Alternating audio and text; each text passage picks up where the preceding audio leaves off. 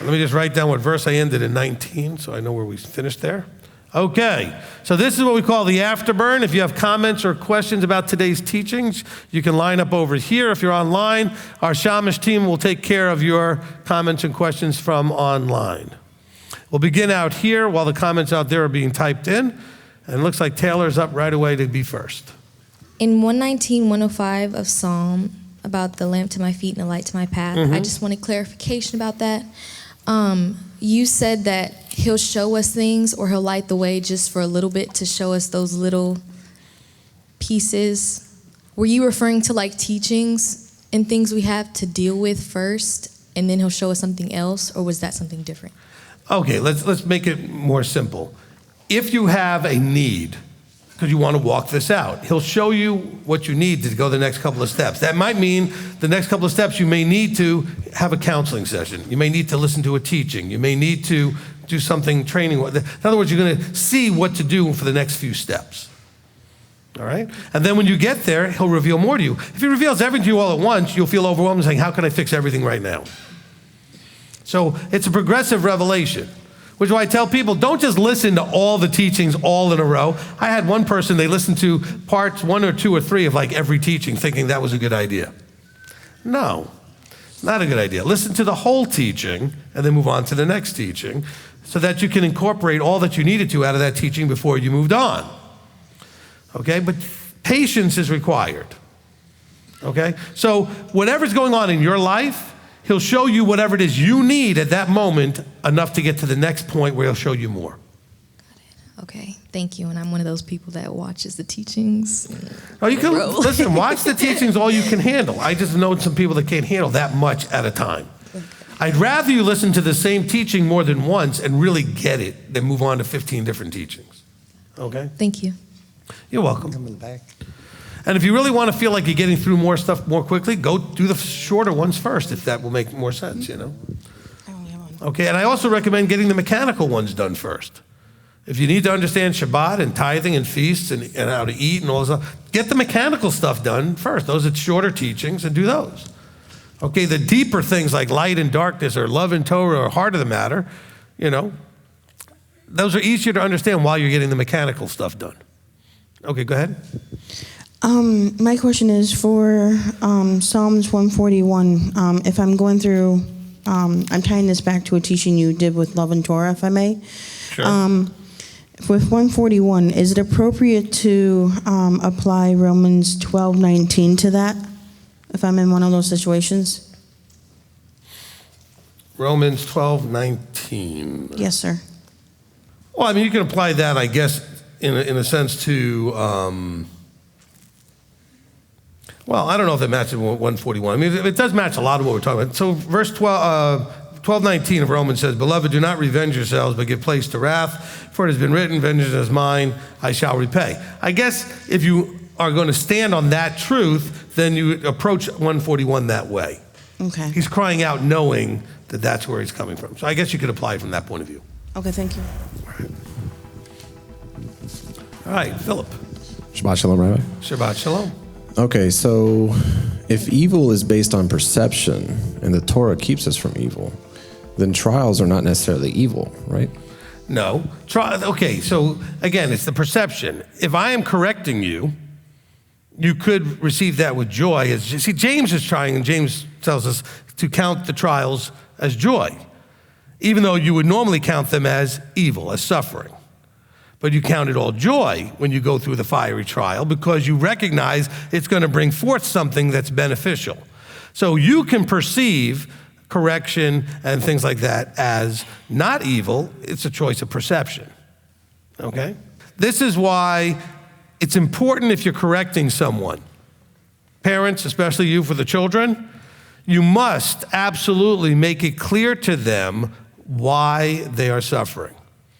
So they're not just seeing it as evil, that you're hoping a certain benefit will come out of it, and why it's important that you did this correction so that if they kept going in the way they were going and you didn't correct it, it would have been more disastrous and more suffering.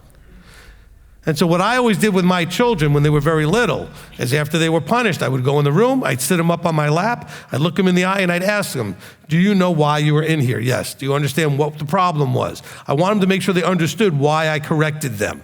Do you understand why this is necessary, what the benefit is? There's no punishment just to make them suffer, and they know they did something and they're suffering. They don't understand why, and the whole thing is not going to be as much value. Okay? So when you're getting correction, two things are necessary. One is you have to trust that the one doing the correction has your best interest in mind.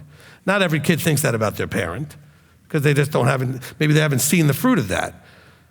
And so the same thing if a teacher is correcting you, a pastor is correcting you. Like you see with Shaul and the other teachers, they weren't always trusted by everybody. The ones who did, things went better.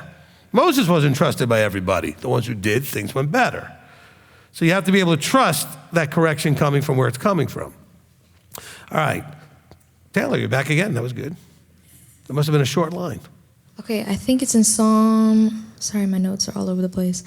In Psalm 141, Yep. 1, I think. I had a question about, I watched Master Teach Us to Pray. I only went through it once and I completed it.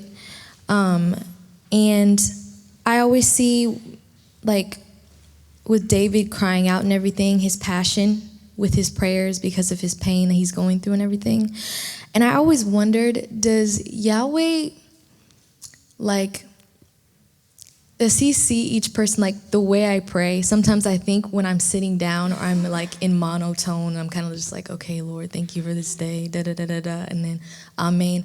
Or am I supposed to be like praying like he did? Like, does he look at it and kind of like distinguish between, okay, you're praying with all your heart, you're not praying with all your heart? Okay. Yeah. All right, look, this is what I'm going to say. Everybody's style is their own style. That's fine. What is important, though, is that when you pray, you're praying because you want to pray, not because it's just what you do at 3 o'clock or whatever day time you do it, okay? Because then you're going to do this, okay, it's prayer time, blah, blah, blah, monotone, whatever. No, pray.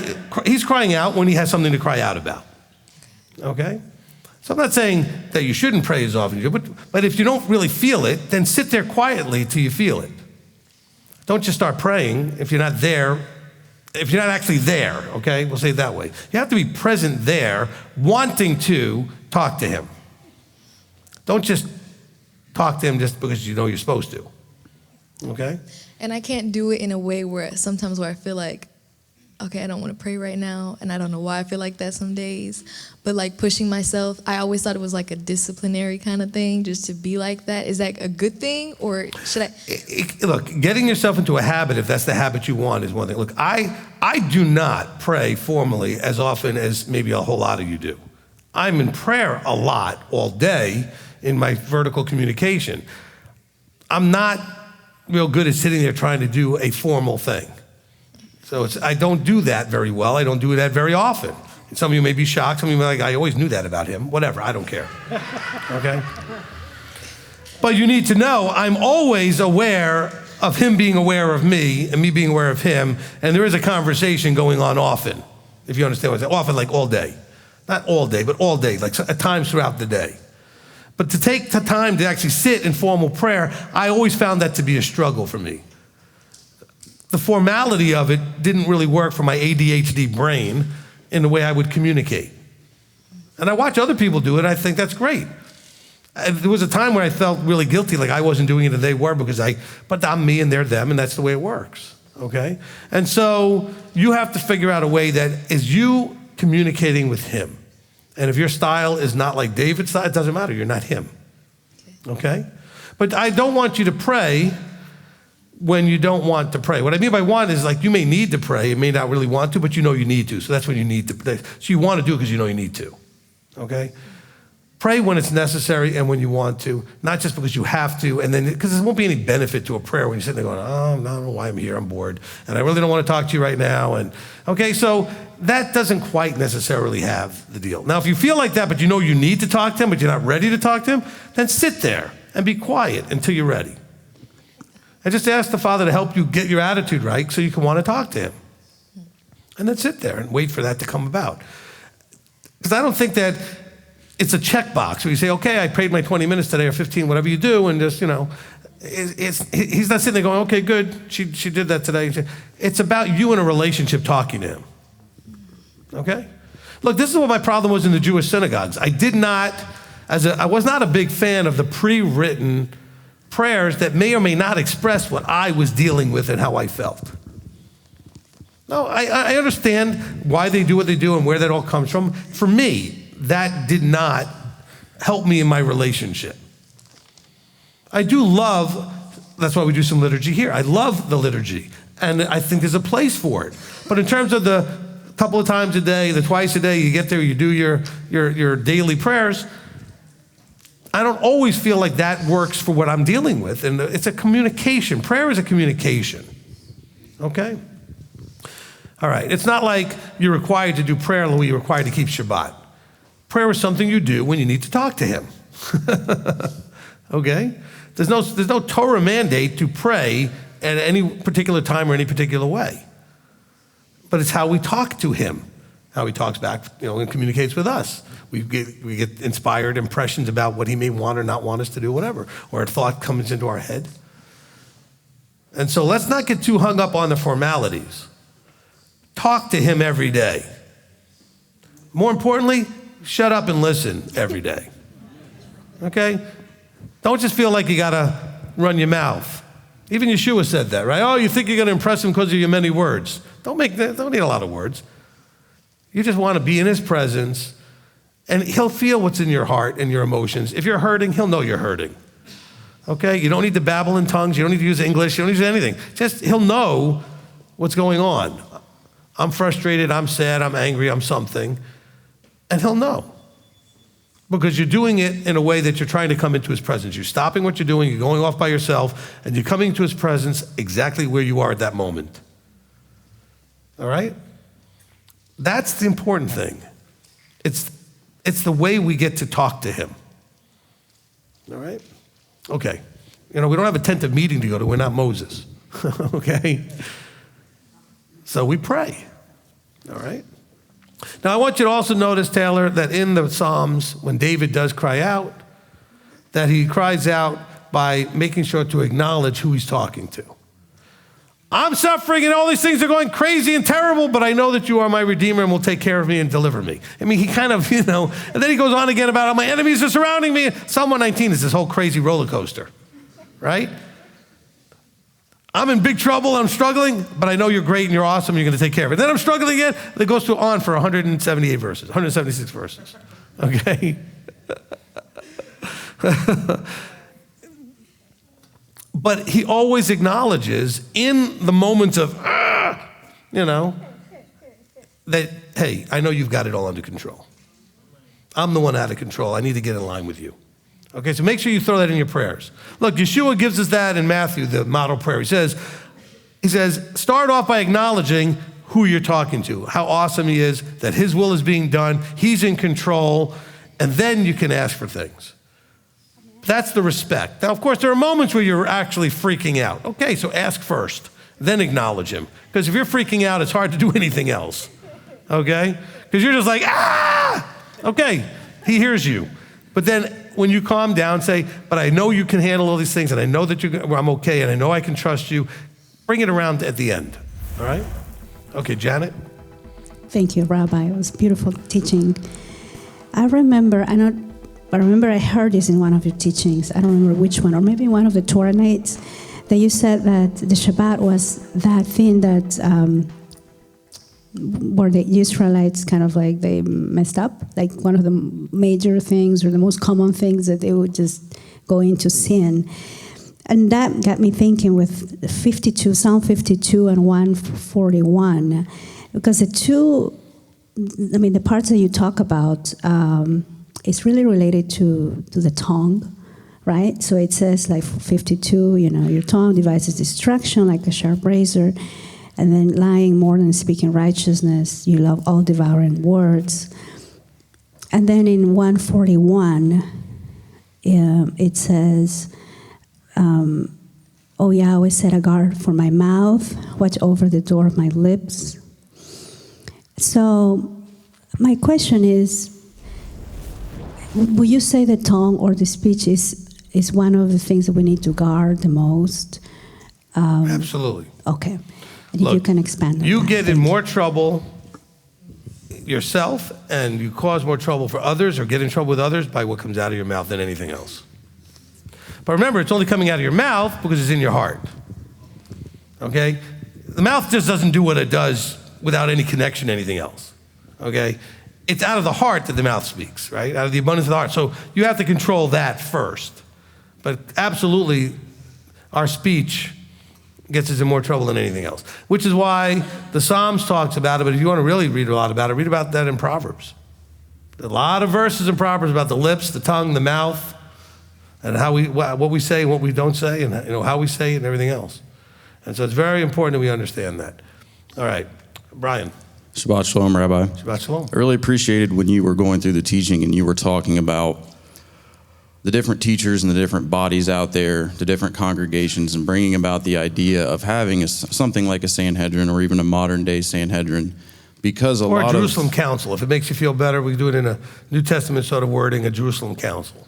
Right, and that idea, I think we can all agree, is a very exciting type of thing. If Abba, causes or allows something like that to happen, and the body at large can come together, and the teachers can come to agreement, and things like that. But also, I think that it presents an opportunity to those of us that are here submitted to this structure. We can't necessarily bring about something like that, with our own strength or might or whatever the case may be, but it presents an opportunity for us to be able to show up and participate and to submit and do the work that Abba has placed before us. Something as small as showing up for Torah Tuesday, regardless of how tired you are. Suck it up and be here anyways. Come here, get fed, be a part of this. Showing up for Shabbat, right? Showing up for the entire thing, being a part of the praise and the worship, showing up, being a part of this family. We throw that word around an awful lot. We love to say mishpacha, we love to say family.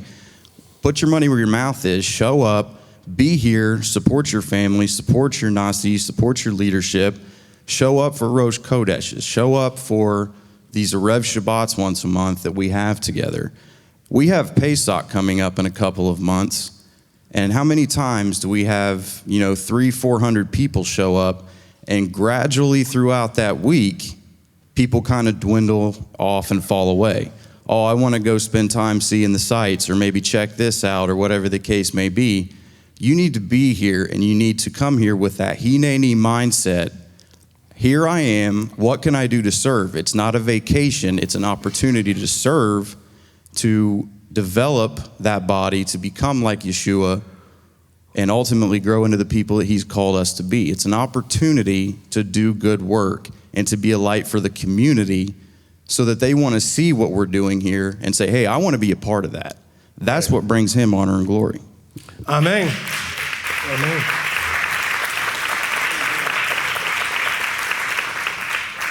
All right, so two things that Bryan said that I want to emphasize. One is, a lot of you moved here to be here, but I don't think you moved here to watch this on a screen in your house. So why aren't you here on Tuesday nights? There's 250 of you. Most of you are here on a Saturday. About 30 of you will show up on a Tuesday night. Some of you I know work second, third shift, whatever, but that's not everybody. But I know you're home and it's cold and you don't want to have to go out and blah, blah, blah. Okay. But you could have stayed back where you lived where you had nothing. But now you're here. Why wouldn't you come to everything? I show up to everything. Even when I'm not doing the Torah portion, I'm in the other room. So I'm here. Not last week. Last week I wasn't. But that's because we were dealing with my wife wasn't feeling well. But otherwise, I'm here. Okay? And when I come, I'm here for everything. And so what would you want to, why would you want to miss that? Some of you whining and complaining you want us to do more. I said, but you'll come to everything we do now.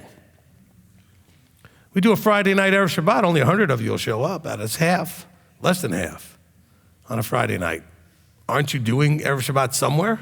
I mean, you're not working anymore. So why wouldn't you just come here? Oh, I'm tired. We're all tired. That's why we're here together, strengthening each other.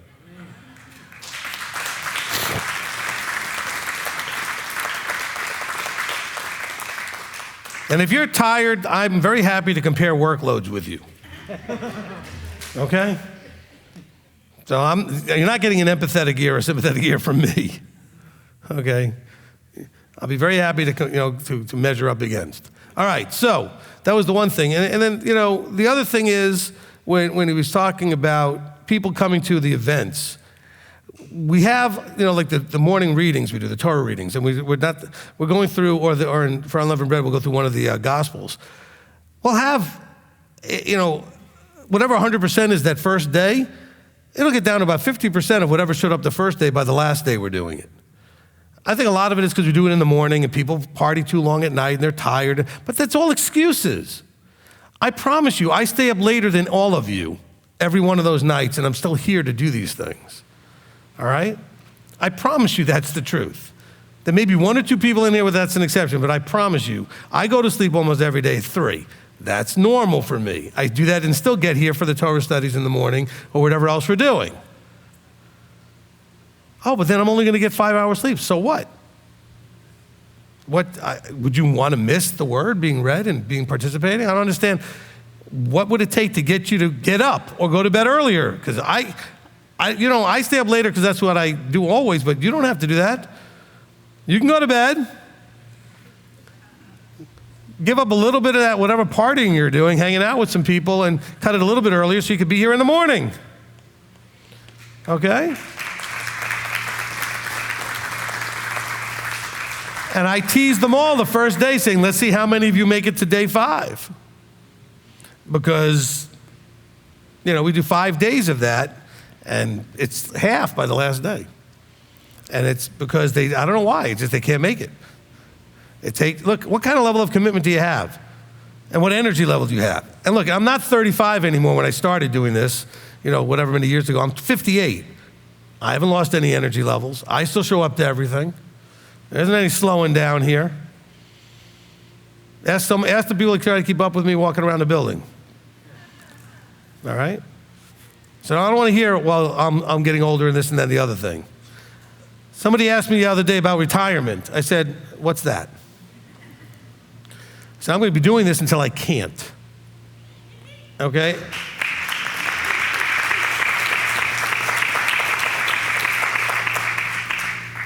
Because my wife even asked me, "Do you ever think about retirement?" I said, no. Why would I want to do anything else? And so I would hope that you wouldn't want to be anywhere else so you can receive all that stuff. Anyway, Justin. Well, Shabbat Shalom, Rabbi. Shabbat Shalom. I'll walk here if I have to unless I'm sick. Yeah, it's a real burden for you to walk across the street. Okay. It's like, if I had to, I'll even walk here. That's 200 yards away. Yeah. Anyway, so about doing evil, I've been watching Are You Covenanted series, and there's a few things in here that I was reading in Deuteronomy about transgressing his covenant is evil in the eyes of Yahweh. And obviously that's because it brings pain and suffering to us when we do that. And so I was reading a little further about the fact of down in Deuteronomy 17:12, when he talks about you basically when you have an issue, whether it's between you and a brother or anything in your life, and you go basically for counsel. And it says that when you stand before the priest or the one serving Yahweh, your Elohim, and you ask about what to do and you act arrogantly and you don't listen, he says that that's evil, in order to purge that evil from Israel. So when we come and ask for counsel and then we arrogantly, I believe, not do what we're asked to do, that can be considered evil because it will cause us pain and suffering. Is that kind of accurate? Yes, but the more to it is because it talks about purging the evil from Israel. If you come and get counsel, and by the way, Deuteronomy 17 is talking about you went to somebody in the heads of tens, hundreds, thousands, and then they, in Deuteronomy 17, come to the higher authorities. Yes. But you're still expected to listen to the one that brings back the answer. The problem is, if word gets around that you're getting counsel and not listening, and others then start imitating that, now we really have suffering. So it's not only hurting you, but could hurt others because you will be imitated. All right? Janet? Rabbi, I wanted to go back to my second part of the same kind of question about the words, the speech. So 141, it says, "O Yahweh, set a guard for my mouth, watch over the door of my lips. Let not my heart be inclined to evil." Right. All that, right? So it's not like he's taking away our responsibility, I guess, to, tame our tongue. But so can you help us understand that better, please? No, when he says, "Let not my heart be inclined to evil." When he says, "Oh, yeah, I set a guard over my mouth." So he's saying, look, I realize I struggle. Help me to figure out how I can better guard over. Just like he tells us to guard his commandments, he's not going to give us a magical power to guard them. He's going to inspire us and encourage us to do it. Okay? By the way, for all of you that are wanting to ask questions like Janet is about the speaking evil thing or how evil has to do with speech, that is going to be a whole teaching part of this when we get to that part. Because we're going to talk about, right now we're talking about evil as a mindset and character. We'll talk about evil that you do, evil that's done to you, evil that Yahweh does, evil that you speak. So we'll cover that, and it may be more than one part, but we'll cover that. Okay. Shabbat shalom. Remind me your name again. Greg. Hi, Greg. How you doing? Shalom. Shalom. I was been in different places. Bring that right up by your mouth. All right. There you go. All right. Going to different places, different congregations, been to conferences and things like that. And exactly what you're saying, that nobody agrees. And my thing was always, okay, why can't we go sit down and read the Bible? And, we can agree. And, we're going to fist fight if we do that. Why would that evil be said at a conference, at something like that? And I applaud what you're doing. What you're saying is there are teachers that are out there that they have no one to call. They have nowhere to go. They have nobody to go and say, hey, maybe I could call and get some information. Maybe this elder, the Nasi, that whoever. So that, I believe, is a great thing. Now, there are teachers that are not teachers, but there are ones out there that are trying. But I also believe, I want to know if you'd agree, would that be evil for these people to be saying, because of their congregation, they want 12 people, they want 50 people, they've seen what works, what doesn't work, they look, just like what was in the teaching there, they look and they say, oh, well, this works, so if I change, if we do Sabbath, if we do it the way they're doing it, then that works. But I believe the body, especially what was underneath in those houses, in those small congregations, they catch on to that and they don't really understand how much evil that brings upon their family and upon the different places. Okay, amen. All right, so let me address that this way. First of all, everybody can say very easily, well, if we just all sit down and read the Bible, but you see, we're all going to read it through the filters, and that's where the fighting's going to come. So it needs to be done in a way with mature people can sit down and kind of wrestle with why I see it different and why you see it different, and why this other guy sees it different, so we can reason together to understand what it actually is saying. We can all read what it says. That doesn't mean we all agree what it actually is saying, okay? Because what it's actually saying and just the words itself are not necessarily the same thing. What is he trying to get us to understand? A lot of it is in picture language. A lot of it's in parables. A lot of it's in idiomatic phrases. So how do we all understand those things? And especially if you have no Jewish background, so you have no Hebrew background, you're going to have a lot of challenges because it was written to people that had that background and understood those things. That doesn't mean a Gentile can't understand these things once they come into covenant, but they're at a deficit. It's going to be a little bit more of a learning curve they have to go through, okay? Now, the additional thing that you were talking about with these congregational leaders is that what we offer at MTY is we offer a place where they could come and get some covering. Okay, we have people that affiliate with us at different levels, and they could get that. Two problems. One is they'd actually have to be willing to do that. They'd have to want to do that. And a lot of these guys out there don't want to do it. Okay, so that's really where the problem is. And of course, the other part of the problem is that people don't know we're actually available to do that. We have to get that word out there a little bit more. Now, the third thing you mentioned was these guys pleasing their congregants or trying to pick up what other congregations seem to be doing, and they don't understand their role then, okay? To lead a congregation, and by the way, somebody nearby did a teaching at their conference recently that somehow everybody should basically, if they feel inspired, start a congregation wherever they are, no matter how they're trained or not. And I was like, that's going to be a disaster. And you know who I'm talking about. And so this whole understanding is that the leadership is the one with the vision. And the vision then is offered to the people who then buy in or not. You don't ask the people what they want, okay? We put this together and said, you can come and enjoy what we're offering. We didn't get a group of people to say together and say, hey, how would you like, what can we do to make this great for you? What do you want in a service? You know, we offer something. See, now the person doesn't have all that they don't have the vision yet.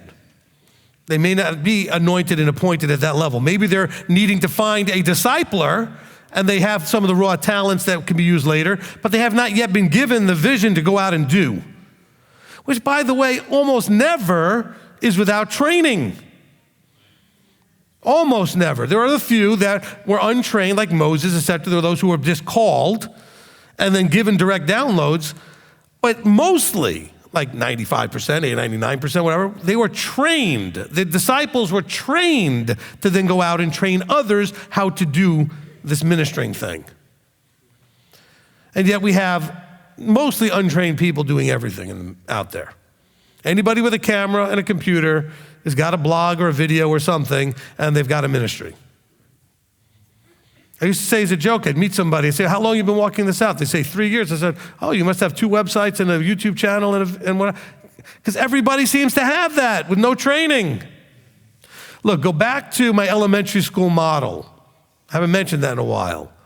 In elementary school, right, first through, say, 6th grade or 5th grade, whatever that was, okay, if I was wanting to, as a person just never heard anything about, let's say, math or something, would I want to learn from a 5th grader, a 3rd grader, or maybe a high schooler? Or what about a college person? What about a professor or a teacher? Who would you want to learn from? See, if you're learning from someone who's been walking this out for 3 years, you're learning from a 3rd grader. Okay? I'm not trying to insult anybody. What's the difference between the grade schools and like college? You learn the same thing again in college you learn in grade school, but what's the difference? The difference is now you're expected to have the base understanding and the maturity to actually understand now what to do. That's like that core basic. In other words, you don't even understand what you don't understand until you get old enough to realize you don't know. Right? As a kid, you think you know everything. But later, when you're older, you realize how much you don't know. Well, if you're 3 years into this, you haven't the slightest idea how much you don't know. Because I've had people tell me, oh, I've been walking this out a long time. I've been walking it out since 2018. And that's not a long time. Okay. All right. I've been walking Torah in the context of Messiah since 1986. That's a little bit longer. Now, by the way, you also have a few people that have been walking this out what looks like a long time, but nobody ever trained them, so they're still walking it out the same wrong way all those years. So don't always just go by length of time. But you can certainly use length of time to say if it's very short, then it's definitely not enough time. If it's longer, there may be enough time. It depends on if they were trained or not. Does that make any sense? This is where we have the problem. And so that's why you have yeshiva. You have seminary, places people go to get trained. Thing is, they come out like a factory, whatever it is they were trained to do. So if you go to a Baptist seminary, guess what you come out? A Baptist.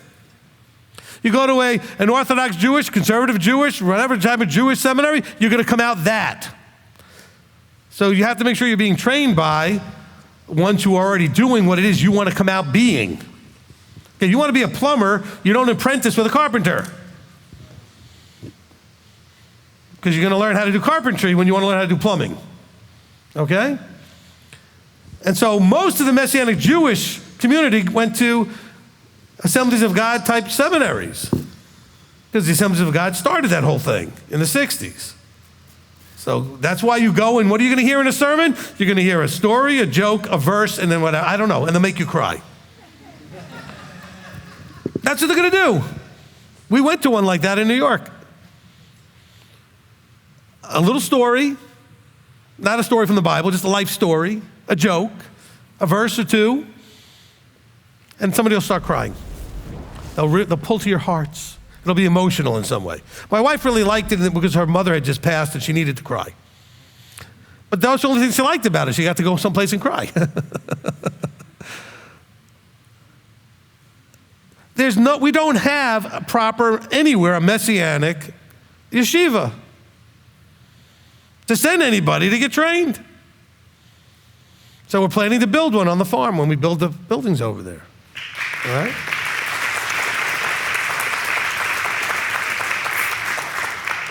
Because you can't do scriptural instruction the way it says. It says, look, how can you know unless someone brings it? How can someone bring it unless they were sent? Who's going to send them? The people who trained them. You got to be trained first. Look at the Chabad model. They got the greatest model out there. What do? They train a bunch of people out there and they send them out. The Shluchim model. A Shaliach is an apostle. It's a sent one.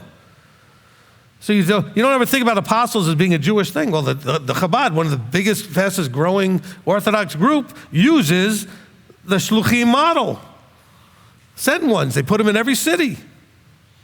And now they went from a very small, almost insignificant group of people back in the 40s and 50s into probably the dominant Orthodox group because of the model. And I told you years ago, maybe I didn't say it out here for all of you guys, years ago I was given a drawing towards understanding something with the Chabad. And then when it was basically with the Rebbe, Schneerson's, it was the anniversary of his death. I was actually in Queens. I went to the gravesite. I didn't know why. Abba drew me over there and basically said to me, the model he used, I want you to use it. He said, I don't want you teaching his teachings, necessarily. I want you to use the model he used, which means we have to train up some people and send them out. So we need to have that at some point. And it's a much longer story than that, but it's very strange that I felt drawn into, and I happened to be in a place where I could go at the right time because, my family, my parents live near that place, so. Anyway, and I'm standing there at the gravesite wondering, what in the world am I doing here? Why did you draw me here? And that's when he told me. He says, because I want you to do functionally the things that he did to build that group. It's the right way to build. You start with families, and with children, and you train up people, and then you send them out where they could be available to do the same thing. Amen? Okay?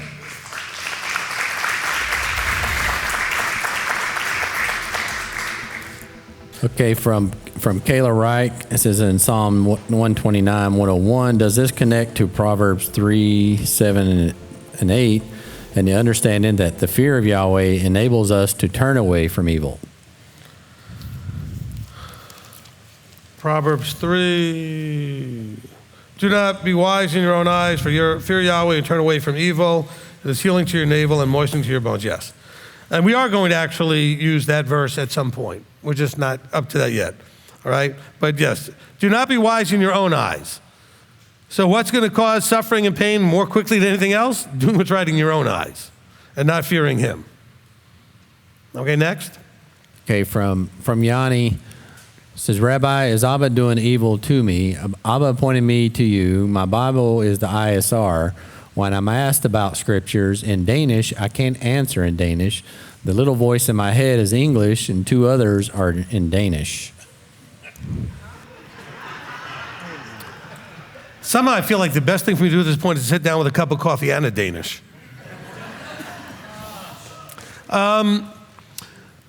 It would be nice at some point for us to get a translation that's more accurate than the ISR, which I'm working on. And it would also be nice to get that then put in multiple languages. So I know this is a challenge for a lot of people. We have, Jet in the Philippines is always struggling with people there that do not speak English very well. And he has to translate the teachings that I do and the other things with Scripture into their language. And I also know that, I don't know why this is, but maybe it's just the nature of translations, but everybody I know that has a different language Bible will tell you just how bad their different language Bible is. I mean, it's just, because remember, translators always have to make choices when they translate, and they don't always make the best choices. So I know the Romanian Bible, horrible. The Afrikaans Bible, horrible. This is what they tell me, right? but that's the only one they have available in their language. So there's not much choice that they have. So it'd be nice if we can get something translated better for people without the years and centuries of that wrong filter that all that stuff got translated into. Okay, next. Okay, from Matthew A. says, question from the Psalm 119. In regards to sharing your experience from 2011, could you elaborate on why you called your leadership useless? Since has your position changed on that behavior towards leadership? Okay, so it wasn't my leadership in that meeting. It was a leadership meeting that I was invited to. I probably should have explained that more in 2011. Okay? It was actually something that the person who put it together and I had talked about prior, and we had come up with I thought was a fairly good agenda to try to get people who are in leadership to talk about the possibility of ironing out the things that keep us from working together and if that could happen. Now, of course, the whole meeting got derailed. I won't get into why and who that was there, but it didn't go in that direction at all. And that's when it became useless, okay? So I didn't say the leadership was all useless, well, some of them probably are. And I don't mean that to be funny or insulting, but they're just running in directions that I know are leading people into a ditch. But the meeting, because of the direction it went, had no value, all right? Hopefully that makes more sense. But it was about 15, I guess, I don't know, about 20 people in there from different congregations. Some people you would know if I mentioned them, probably 2 or 3. The rest of them you wouldn't know. And one of the bigger name people that was there started first, and then everybody else, because they were a bigger name, older, longer term person, it basically turned into we just want to stand up here and thank you and appreciate everything you did to help us get where we are type of thing, instead of being usefully talking about how we can work together. It just got derailed. It was terrible. And so I don't think leaders are useless. I thought this meeting was useless because it accomplished nothing. It really accomplished nothing. There was nothing that came out of that, except that everybody didn't like me afterwards when I ripped them all pretty good at the end, because it was just a waste of time, all right? Don't tell me you haven't, most of you who visited other congregations, don't tell me you haven't been to congregations that you felt like you wasted your time. That you knew you went there and it was a waste of time. You weren't gonna learn anything, and some of the stuff you did learn you knew was wrong, and it just was a waste of time, okay? Now, we're gonna get to the verses that talk about the girdle. And if you know, I have in focus on that. Are you a useless girdle, or are you a worthless girdle, or something like that? Or what kind of girdle are you? I don't know, whatever it was. But there's the prophecy. What was the name of it, Marty? You remember? The girdle, okay?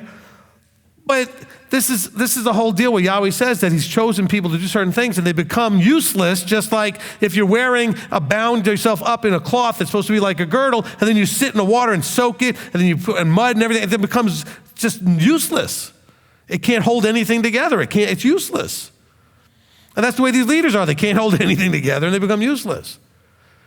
And they all want to be popular. They want more people. So what do? They open up the doors wider and wider to be more welcoming and welcoming to whatever anybody wants. I don't know how we ended up with 250 people. I do the opposite. I make it so tight I don't know how many could fit in.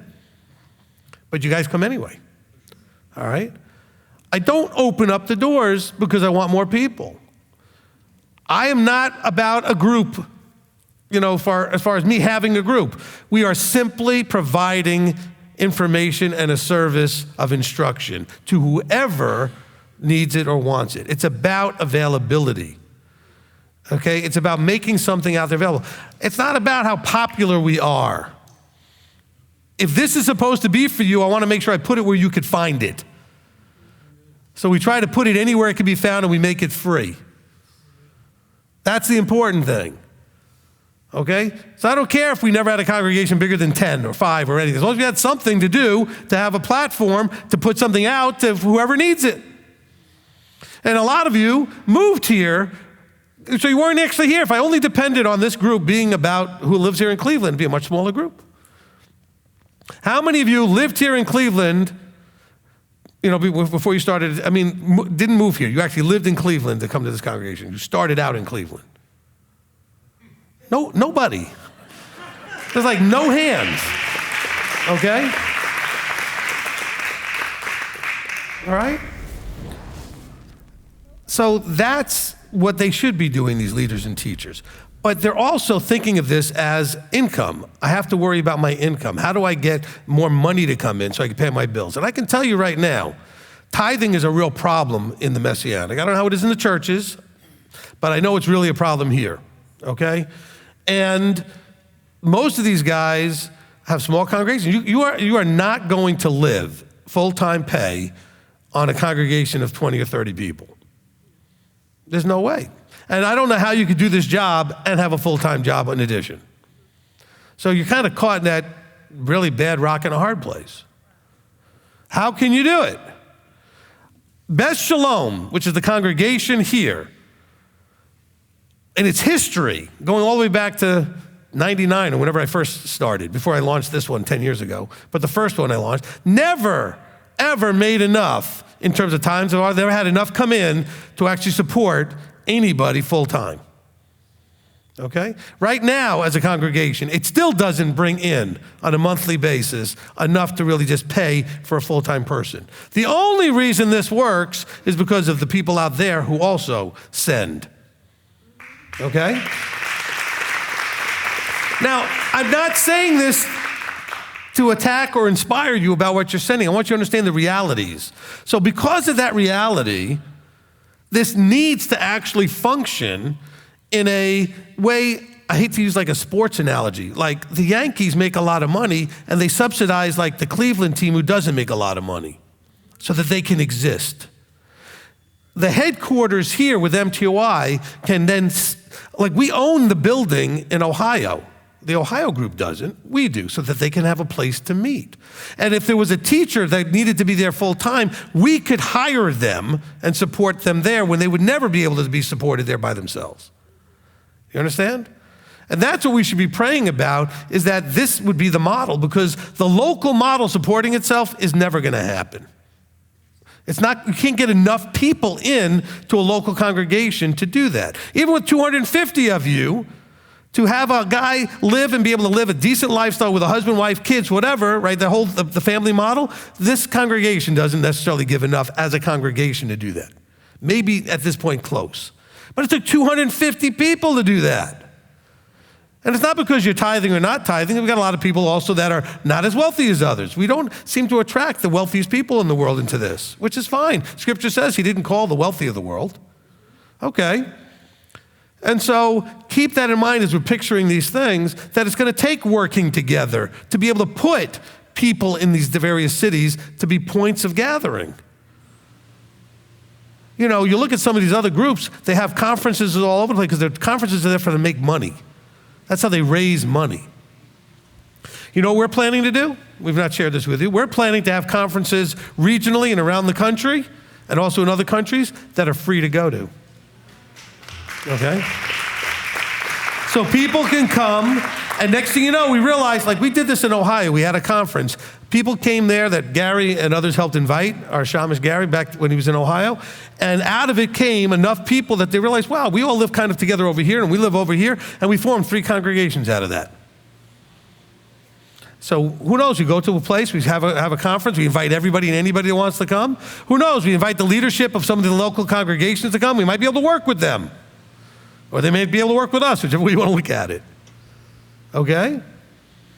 But we would put on conferences free. We give away the teachings free. We put them on every platform we can think of free. iTunes, Spotify, anywhere you can get the teachings. All right? YouTube, Podomatic, anywhere. Facebook, we'll put them everywhere. Why? Because it's not about selling anything. I don't work for you. Okay? I don't depend on you for money or income. I work for him. He'll pay me if he wants to. You know, I've had to tell some ministry guys, I said, when are you going to listen and go get a job? Obviously, your boss doesn't want to pay you. They didn't like that. There was one guy, he probably still does it, used to send out his red alert emails. They're gonna take our house and I can't pay the bills, and if our ministry's ever been a blessing, we need you to send money now.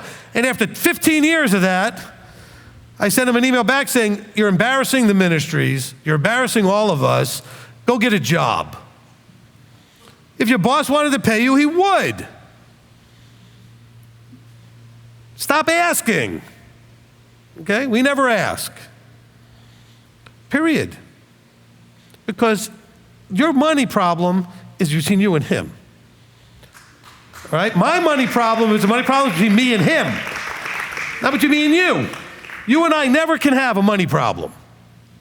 If we do, the ministry's all wrong. All those people trying to always get more, get the money, lock the doors, or taking up an offering. No, not doing that. Not doing that.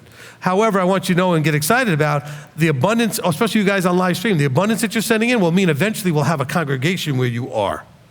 Okay? Because we'll be able to go rent a space or buy a space and send you someone trained to plant something there. And then whoever is drawn to it can go. Whether it's 20 or 100, it doesn't matter. Even the 20 still needs some help. Doesn't need to be big enough to be financially viable and nonsense like that. Okay? That's all foolishness. So hopefully that's making some sense. All right, next. Well, let's go here to Nadia. Nadia, go ahead. Okay. Shalom, Rabbi. You went through the 141, I think it was 5. I've always asked myself this. I know it may not make sense, or I know it might not have an answer, I don't know, but... Just go home and pray about it. The Ruach will I help have. you out. Okay. Is this strict instruction from Yah only meant, because that's, I believe that's what you said, meant to be recognized by his people? Or also, I know the world does not recognize it because they don't have their eyes open, but how can a regular person that's suffering recognize that this suffering is coming from Yah when they don't have no belief, some of them, nor have Yah the way that we have him? Okay. All right.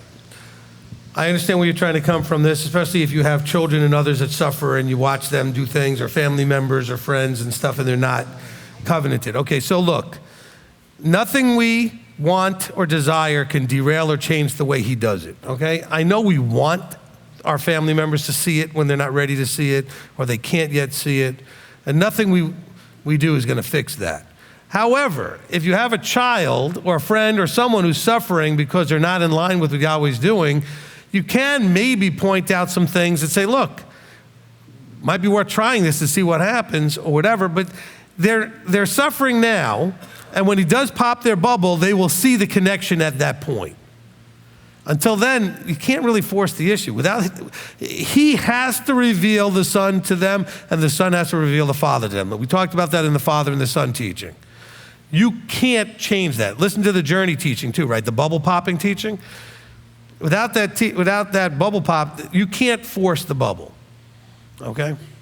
Most of the time, though, when you're watching people suffer, they're doing things that even the secular world would admit is dumb, and you can help them see that what they're doing is dumb, and then you can fix that. Because they're not necessarily suffering. Look, Abba is not making them suffer for not keeping Shabbat if he never showed them Shabbat. He's making them suffer because of all the other dumb things they're doing. The way they treat each other and other people. The sexual things they're doing, the drugs that they're doing, the financial dumb things they're doing, okay? The relational dumb things they're doing. They're suffering because of all of that. Those are things you can still show them without needing to throw the Bible in their face, okay? All right, Ashley. My question is, it starts with Psalms 119, 100 and 101. If I'm going through a moment where I'm having a hard time staying in Yahweh, like Shabbat's coming, but I'm not ready to be done with what I want to be done on Friday, right? Kind of a deal. Is it because I did not, and it goes to 2 Chronicles 11 from 2 weeks ago, and he did evil because I did not prepare my heart for Yahweh? Is it because I did not prepare? Yes. Okay. Look, if you ever find yourself, except in an emergency situation, having sundown show up when you're not ready for it on Friday, you did not prepare. It's not like it surprises you every week. It shows up the same time every week. Now, I know it gets a little bit later or a little bit earlier depending on the year, but it does every week, and you can look it up very easily. Almost all of your phones will tell you when sunset is, and so it should not surprise you. Now, but you have to prepare your heart, which means that you actually have to want to get it right, want to not have a problem with sundown. So if you're stressing out getting ready for Shabbat, you're not planning right. Oh, but Rabbi, I get home from work, and then do some of it on Thursday. You don't have to wait till Friday to do it. If you're going to make food for Sabbath, and you're going to put it in the refrigerator anyway, you can do it Thursday and put it in the refrigerator. What's the difference? If you like to have your house clean a certain way, by the way, there's not a single verse that says you got to clean your house for Shabbat, but I know all of you do. That's like an obsessive thing. That's fine. But if it doesn't all get done by sundown Friday, relax about it. Shabbat is Shabbat. Which, by the way, you don't need to clean, cook, or do anything. You could actually fast and do nothing on Shabbat. Okay? You don't need all that stuff, but prepare your heart so that if your heart's right, then the desire's right. And if the desire's right, the priority will be right. Amen? All right. Going with that still, is it also evil if, like, I'm doing what he wants me to do, even though I don't want to do it? No, look, it's evil from the point of view that if you do what he wants you to do, but you don't want to do it, you will suffer. Okay? Well, I shouldn't say that. You potentially will suffer. You can submit with a good attitude and not suffer. But most people struggle with that. So that's what we call submission, right? You do it even though you didn't want to do it. We also call that discipline. Okay? But you do it because he said so. That's submission, even though you didn't want to do it. Well, then that's potentially going to be suffering if your attitude's wrong. So even if you're submitting, you can still suffer like evil if your attitude is wrong. Okay? Husbands, wives, and all the other relationships, fathers, sons, daughters, parents, and children, those submission relationship areas where you have those issues, don't you tell me you're submitting and you look like you're sucking on a pickle, you're still going to suffer. Okay? You do it because you trust and believe it's right, even if you don't agree. Even if you can't see it, that's where submission comes in. All right, Steve. 5:3. Something caught my eye. It said, I present myself to you, and I guess you're talking to Abba, so maybe it's a question we should ask yourself, because how we present ourselves, doesn't that control the outcome of what we're expecting? Yes. And also, by the way, for who asked the praying question? Taylor, right? Look at what the wording is here, Taylor, right? The praying really is the idea of I present myself to you. See? He says, I present myself to you in the morning. He doesn't say I come and talk to your ear off in the morning. I presented myself to you in the morning. And he says, I'm here, good morning. And then he said, do you have anything you want to tell me? Maybe I have some things I want to talk to you about, but I present myself to you in the morning. Okay, so maybe that'll help a little bit in the thinking. Okay? Steve? Just one other, if I may. And then in 52:1, it said, why we boast ourselves in evil, but I think a lot of us use our excuses based on an emotional connection for our action. That's why we don't believe it's evil, but isn't that boasting in evil? Okay, so I'm going to, again, I go through the teachings. I know it seems slow, but I go through it very fast. And so verse 1, I certainly could have made more time to explain the idea of boasting in evil.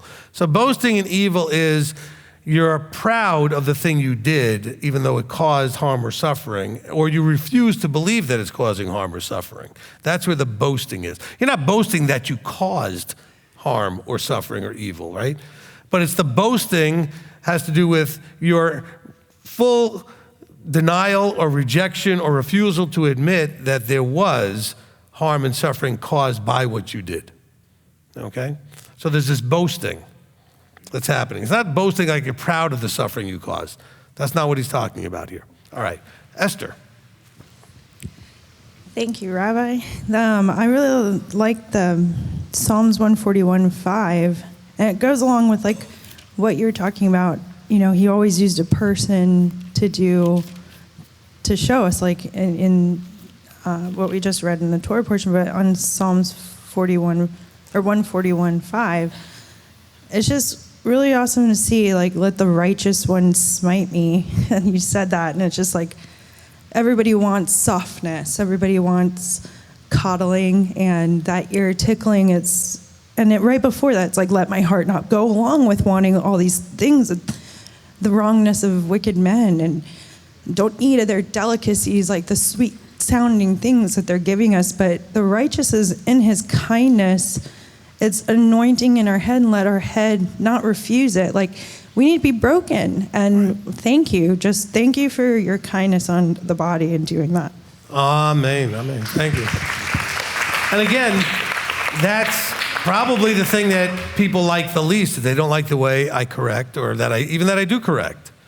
And look, it is what it is. He put you here. Don't get mad at me. Think about that. I didn't come to your house and invite you here. I didn't make you move. He put you here. Then you were supposed to have this tool out of the toolbox. Maybe you didn't want a hammer, but you got one. Okay? All right, Rob. Okay, from Pete and Brenda, it says, in Jeremiah 2:13, what are the cracked cisterns that don't hold water? Could it include what other teachers are putting out in their congregations? I skipped over that part because I wanted to kind of get to just the stuff that was dealing with the evil specifically, but that's a good question, and that's probably a good answer, too. 2, what was it, verse? Jeremiah 2:13. For people have done two evils, they have forsaken me, the fountain of living waters, to hew out for themselves cisterns, cracked cisterns, which do not behold. I would say that would be a very good interpretation. Okay? And I remember now the issue I wanted to bring up. I want us to understand this, because Esther mentioned that, yes, it's clear from Scripture that he does talk through a person. Wouldn't it have been easier if he just talked to the king? Why didn't he just talk to the king? After all, the king was ruling. You see, because everybody has their role to play. The Torah teachers weren't the priests. Okay? The priests, so they weren't doing, but also the Torah teachers weren't doing sacrifices. The kings weren't doing sacrifices or teaching Torah, they were ruling the kingdom. Everybody had a role to play. And so just kind of keep that in mind, because otherwise you might have to ask the question, well, then why wouldn't he just talk to Saul directly and let him, hear from why did he have to send Samuel? Because that's the way he works. Saul had a role to play and Samuel got to be the voice. Not everybody gets to be the voice or the spokesperson. It's not an exalted role. Most of the people who had those roles got killed pretty ugly. And they were never popular. Well, they're popular with us now, way, way, way after they've been dead. They weren't popular when they were walking on the planet, okay? So I just wanted to throw that out there. Just understand that there are roles to play, and you have to be okay with yours. Don't have Korach moments. Because some of you are going to come up to me and think you can teach, and I'm going to tell you can't, and you're going to get upset. Some of you are going to think you can sing, and I'm going to say, but you can't, and you're going to get upset. Whatever it is, you have to allow somebody to decide that you are qualified or not. And for those of you who are watching, I am actually the music director, so just, in case you're wondering, why would you know about music? I'm actually the music director, okay? So this is important that we understand that you have to allow somebody else to tell you that you're qualified for this, all right? If you were training with somebody back in the day, we would call it discipleship or mentoring for a skill like carpentry. The person doing it with you may just look at you and say, listen, you need to do something else. All you do is hit your own thumbs and you keep breaking things. Well, I mean, at some point you may have to realize you're just better at something else, okay? Some of you are like highest grade chefs. Others of you couldn't cook toast, okay? And so you shouldn't. Recognize what you can and can't do. It's okay. In the words of Dirty Harry, a man's got to know his limitations.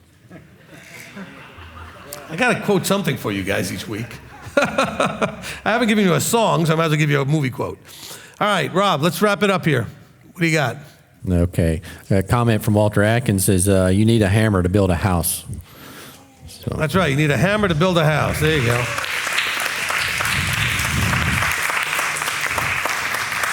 Hey, Walter, you just nailed it.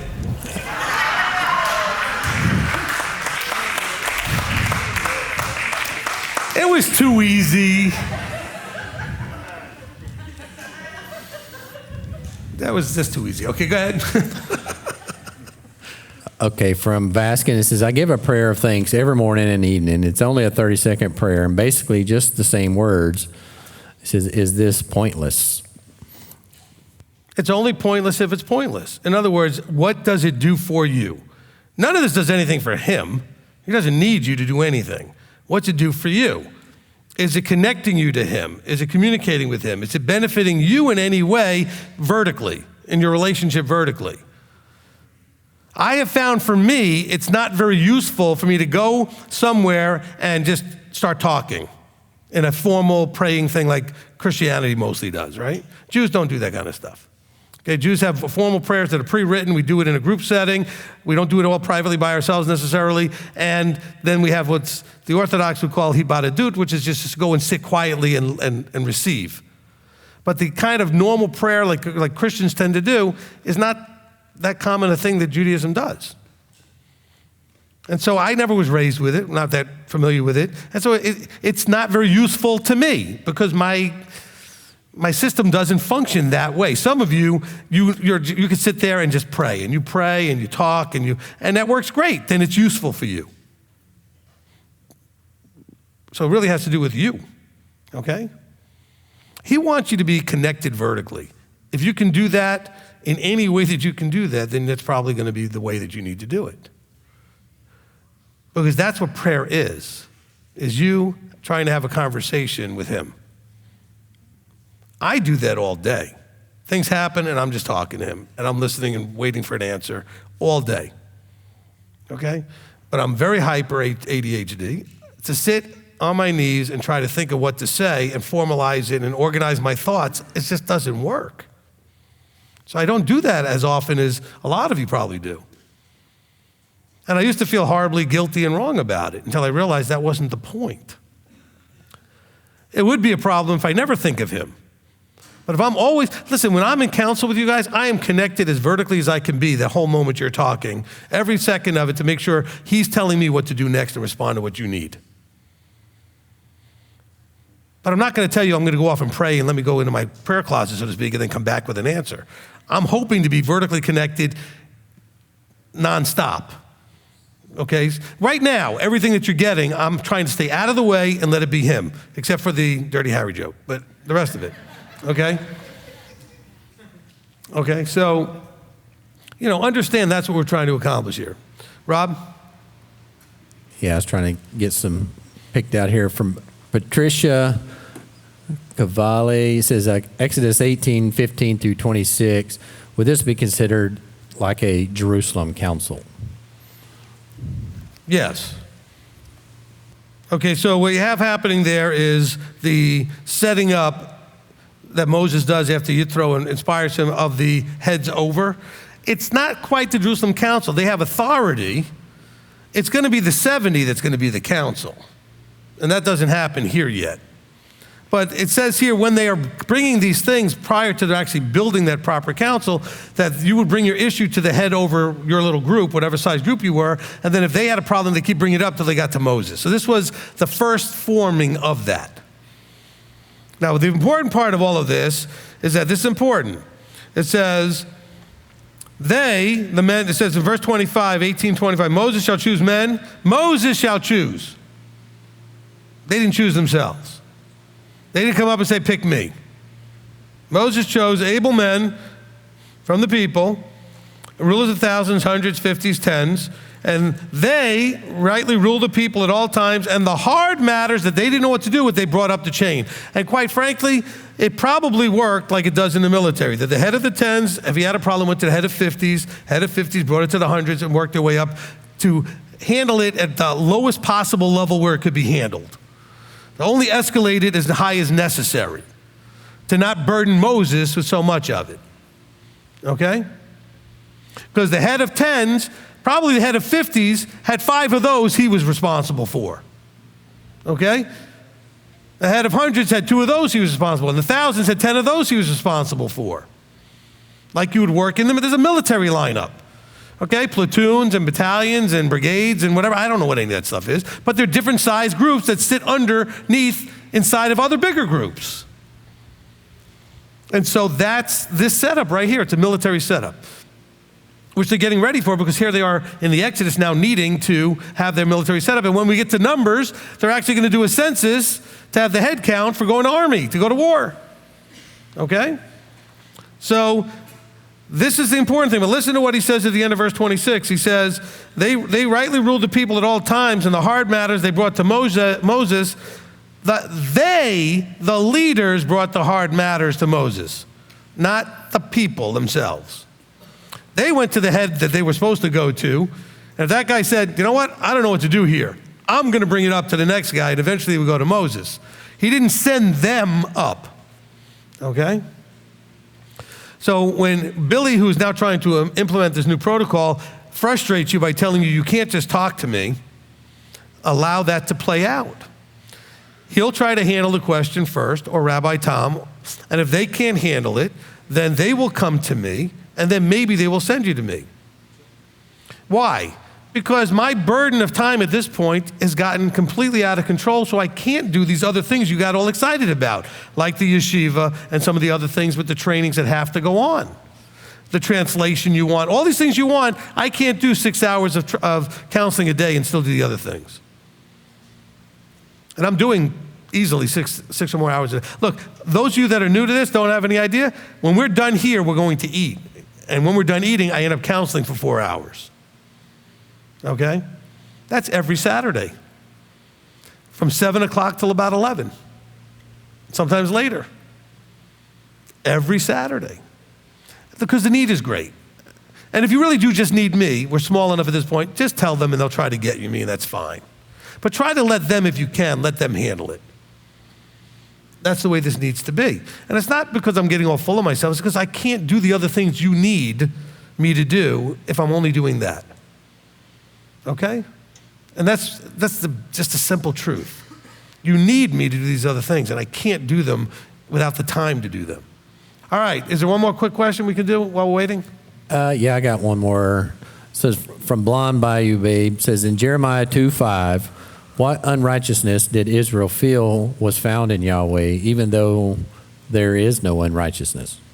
No, I explained that at the beginning. You have to go back and listen to the teaching. I explained it's not that they found unrighteousness. He's saying, what have I done that you're missing that you went and sought other places to get it? Because righteousness was doing what's right. And Yahweh said, if you do these things, I will do my part, which is right, which is to bless you with all these blessings. He said, but now you're acting like I didn't do my part when really you didn't do your part. So he's saying, what unrighteousness did you find in me? Did I not keep any of my promises? So he didn't say they did. He's saying, unless you found one, why would you leave? You're leaving as if somehow I did something wrong. I haven't done anything wrong. I haven't dropped the ball anywhere. And so it's not to be interpreted the way you're interpreting it. So just encourage you that from Hebrew to English, we have problems. Okay? Just to make it simple. But it wasn't that they were looking and saying he was saying is, you promised this and you didn't deliver it. And he's saying, I didn't ever fail to deliver anything I promised. You broke your side of it, or you didn't wait long enough for it to come about the way I planned to come about, but it was coming, but you didn't have the patience. And by the way, some of you may have to learn this lesson, and some of you have already learned it with me. You may want something. I won't give it to you if you're not patient, just to make you learn patience. And then I'll give it to you later. And you just have to learn that. The more you push me about something you want, the more I'm not giving it to you. At least not yet. Because you have to learn to wait. All right?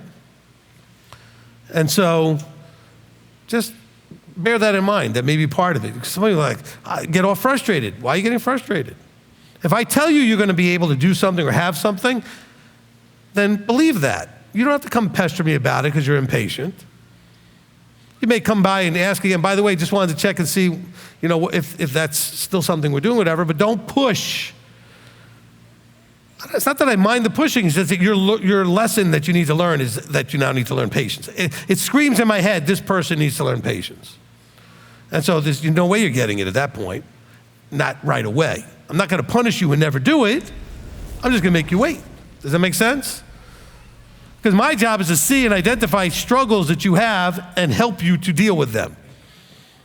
And if impatience is one of yours, I have to then make you wait. All right? And so some of you have heard me say this, stop asking me. I'm going to do it when I'm going to do it. Just stop asking me. And then you'll be all frustrated, then you'll be convinced that I really don't want to do it. I've been accused of that. I said, no, I'm just not going to do it in your timing because you need to learn discipline and patience and trust and authority. And if you can't get there, that's going to hurt you in all other areas of your life. So I'm not going to enable this behavior.